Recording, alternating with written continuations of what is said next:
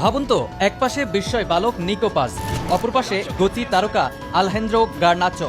Left উইংয়ে বিকল্প হিসেবে থাকবেন ব্ল্যাক ডায়মন্ড কিকি রামোস।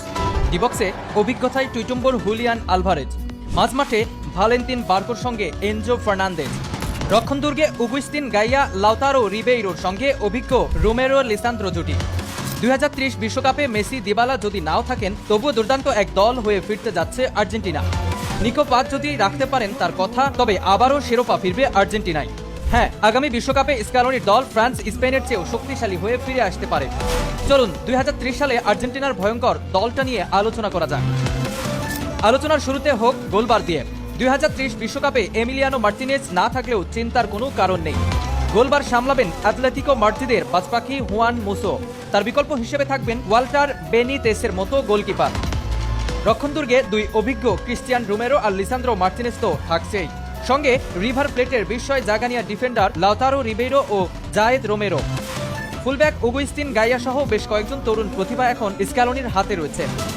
মাঝমাঠে এনজো ফার্নান্দেজ মিডফিল্ডকে লিড করবেন, তার সঙ্গে ভালেন্তিন বার্কোর মতো তরুণ, জিউলিয়ানো সিমিউনের মতো অ্যাটাকিং মিডফিল্ডার তো আছেনই, সঙ্গে বেশ কয়েকজন ডিফেন্সিভ মিডফিল্ডারও স্ক্যালোনির হাতে প্রস্তুত রয়েছে।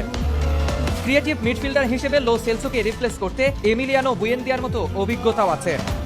এবার আসুন আক্রমণটা দেখা যাক, যে আক্রমণ ভাগ আগামী বিশ্বকাপে প্রতিপক্ষের বুকে কাঁপন ধরিয়ে দেবে।